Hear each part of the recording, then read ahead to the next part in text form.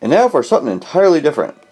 So some time ago I got a whole bunch of pair of these long pants. I got two colors. This is tan and of course the blue. And living in Arizona, don't get much chance to use long pants because it's too hot. So let's turn these into shorts.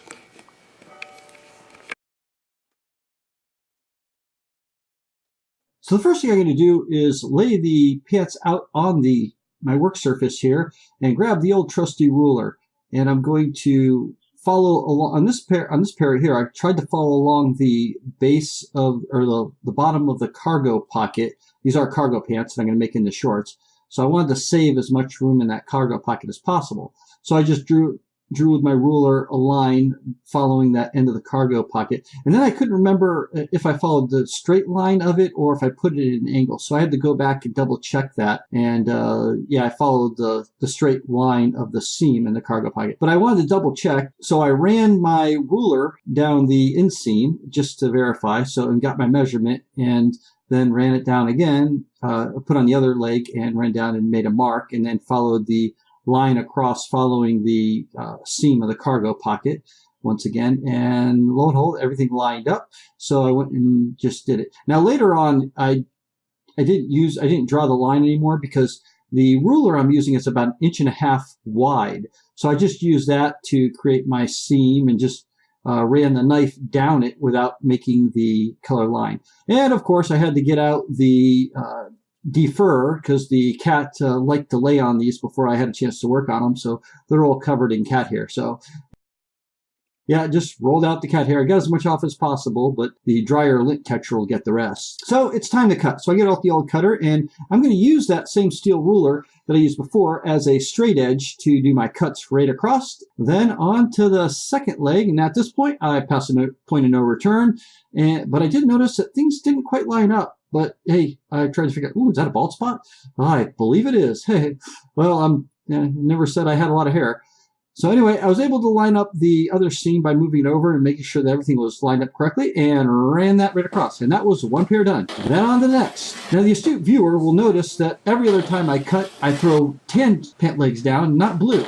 That's because I lost that footage of me cutting the tan. But I did leave the knife cutting sound effect in there because it just sounds so cool.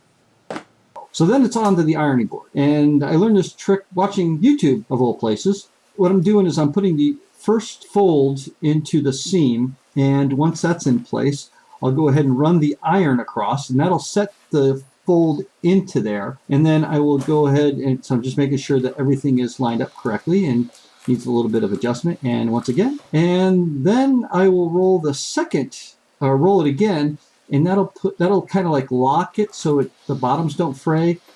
Then it's back into the studio. And here I am placing the pins in that seam that I just ironed. And I had to do this for all 6 pairs, but I'm not going to make you sit through and watch me pinning up 6 pairs of pants. It just wouldn't be kind, and so in some countries it would be considered cruel and unusual punishment. But this process took quite a while. Remember, just for this one pair that I'm working on right now, the footage was over 9 minutes long. I'm not proud or bragging. It just took that long. As a matter of fact, I don't think it could be bragging if it takes you that long to pin up pants. On to the fun part. I had to break out ye old sewing machine. I've had this thing for about 10 or so years. Then it was just time to sew up all of the seams. This, of course, was the first pair that I did right here. I didn't want to do them all at one time because I didn't know if this would work. So this was like my trial. And if this trial worked, then I would use the same method and do up all the rest too. So I wanted something just above the knee, but I still wanted to keep those cargo pockets because you never have too many pockets, especially if you love to fill them up. This is me trying them on, and they fit pretty good. Oh, ignore the big fat belly and the big butt. So that's the first one down. So on to the next one, and cue the montage.